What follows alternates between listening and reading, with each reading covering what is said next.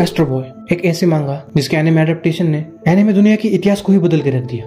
इसके एडेप्टेशन ने अपने थ्रू पहली बार जापानीज एनिमे कल्चर को पूरी दुनिया से इंट्रोड्यूस किया। इस मांगा ने सालों तक कई महानतम लोगों को इंस्पिरेशन दी और उन्हीं महानतम लोगों में से एक थे नाओकी उरासावा। वही नाओकी उरासावा जिन्होंने मॉन्स्टर बनाई। हाँ, ये वही है जिन्होंने योहानिस कैरेक्टर को लिखा। मॉन्स्टर जैसी क्लासिक मांगा लिखने के बाद नाओकी उरासावा ने अपने गुरु ओसामू टेजुका के मांगा एस्ट्रो बॉय की the greatest robot on earth इस आर्क को एडप्ट करके 2003 में एक और मांगा लिखी जिसका नाम था प्लूटो। अपने यूनिक थीम और एंगेजिंग स्टोरी की वजह से इस मांगा ने अपने पहले ही वॉल्यूम से लोगों में काफी ज्यादा पॉपुलैरिटी हासिल की और जब 2009 में यह मांगा खत्म हुई तब तक इस मांगा के 8 मिलियन से भी ज्यादा वॉल्यूम्स ऑलरेडी सोल्ड हो चुके थे।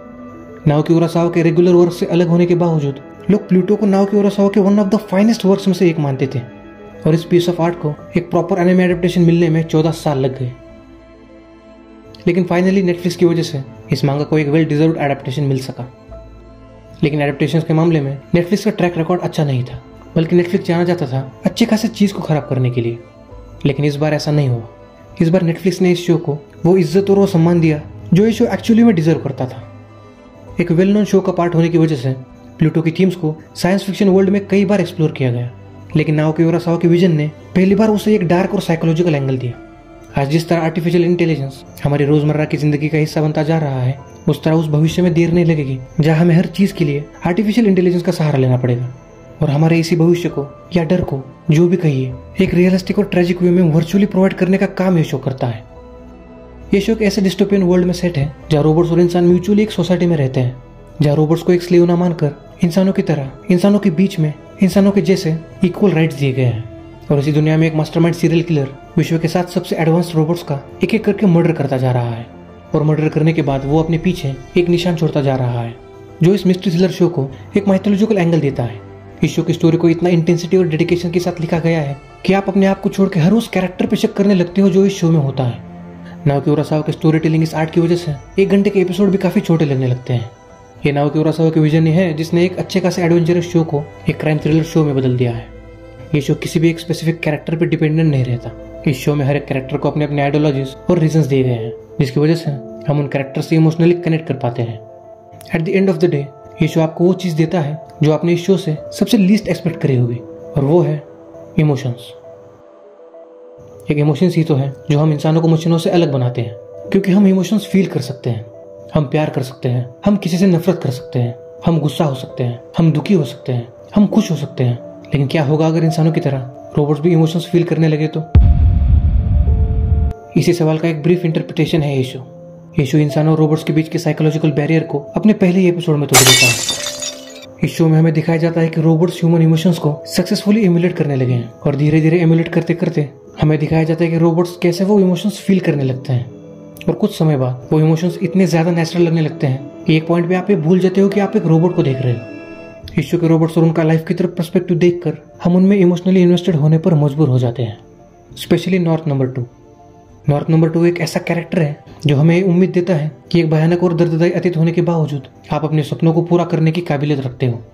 नॉर्थ नंबर 2 को बनाया इसलिए गया था ताकि जंग में उसको एक तबाही के हथियार की तरह इस्तेमाल किया जा सके, लेकिन अपनी ताकत का परिणाम देखने के बाद उसने फैसला किया कि वो वापस जंग में कभी नहीं लौटेगा। एक रोबोट होने के बावजूद अपने जीवन के इकलौते उद्देश्य को नकारना जिसके लिए आपको बनाया गया था, यह अपने आप में बहुत बड़ी बात है। और यही चीज मुझे इस शो की बहुत ज्यादा फैसिनेटिंग लगी कि एक रोबोट हम इंसानों को इंसान होने की अहमियत समझाता है और हमें वो चीजें सिखाता है जो हम एज ए ह्यूमन करने में असफल रहे हैं। ये शो हमें बताता है कि रोबोट चाहे कितने भी एडवांस हो जाए लेकिन वो कभी भी एक इंसान नहीं बन सकते। हम इंसान हमारी पूरी लाइफ में परफेक्शन के पीछे भागते रहते हैं, लेकिन हमें भूल जाते हैं कि हमारी इनपरफेक्शन ही हमें एक परफेक्ट इंसान बनाती है। रोजमर्रा की जिंदगी में हम इंसान हमेशा अपने आप को कोसते रहते हैं कि हम कोई चीज याद नहीं रख पाते, हमेशा कोई ना कोई गलती करते रहते हैं। लेकिन ये शो हमें सिखाता है कि चीजों को भूलना और गलती करना ये हम इंसानों के लिए एक श्राप नहीं बल्कि एक वरदान है, क्योंकि एक परफेक्ट रोबोट चाहकर भी कोई गलती नहीं कर सकता और ना ही अपनी यादों को भुला सकता है, चाहे वो कितनी भी दर्द भरी हो। लेकिन उससे बिल्कुल उल्टा हम इंसान किसी भी दर्द भरी यादों को भुलाने की काबिलियत रखते हैं और यही चीज हम इंसानों को मशीनों से अलग बनाती है। We are humans who make mistakes and mistakes make us a human. हम इंसान हमेशा गलतियां करते रहते हैं और गलतियां ही है जो हमें एक इंसान बनाती है। ये show fear, grief, anger, hatred इन इमोशंस को काफी अच्छी तरीके से पोर्ट्रे करता है और ये सारे इमोशंस एक रोबोट के थ्रू कन्वे करने का थॉट नाओकी उरासावा को एक डाइवर्सिफाइड राइटर बनाता है। मॉन्स्टर और 20th सेंचुरी बॉयज जैसे साइकोलॉजिकल मांगास लिखने के बाद एक ऐसा मांगा लिखना जिसमें ह्यूमन इमोशंस को एक रोबोट के थ्रू कन्वे करके इंसानों को इंसानियत की अहमियत समझाना काफी फैसिनेटिंग थॉट है। और यही चीज नाओकी उरासावा को एक जीनियस बनाती है। हेट्रेड और वायलेंस, ये दो इमोशंस इस शो के सेंट्रल कोर है, जिसके अराउंड इस शो की स्टोरी रिवॉल्व करती है। इस शो में हमें दिखाया जाता है कि कैसे एक साइकिल ऑफ वायलेंस इंसानों के साथ साथ रोबोट्स पर भी उतना ही इम्पैक्ट डालता है। ये शो हमें सिखाता है कि सबको अपने पापों का प्रायश्चित करना पड़ता है, फिर चाहे वो इंसान हो या मशीन। जब रोबोट्स सभी ह्यूमन इमोशंस के साथ साथ वो हेट्रेड भी सीख लेते हैं जो हम इंसान एक दूसरे के लिए कैरी करते हैं, तब इंसानों को मशीनों के अंदर इमोशंस डालने का फैसिनेशन कैसे एक डर में बदल जाता है, वो इस शो में काफी अच्छी तरीके से पोर्ट्रे किया गया है। इमोशंस की तरह नाओकी उरासावा ने ह्यूमन साइकोलॉजी को भी काफी एस्टोनिशिंग तरीके से एक्सप्लोर किया है। हम इंसान हमारी फ्रीडम किसी से बांटना नहीं चाहते और ना ही चाहते हैं कि किसी भी स्पीसीज को उतना अटेंशन मिले जितना हम इंसानों को मिलता है, और हमारे इसी इनसिक्योरिटीज को आईना दिखाने का काम ये शो करता है। नाओकी उरासावा ने एक ऐसे टॉपिक के ऊपर ये शो बनाया है जो हम इंसान नहीं चाहते कि कभी असलियत में सच हो, and that is the reality. इतिहास गवाह है कि इंसान हर उस चीज से डरा है जिसे वो कभी समझ नहीं सका, और आर्टिफिशियल इंटेलिजेंस एक ऐसी चीज है जो हमारी ह्यूमन कैपेबिलिटीज से बाहर है।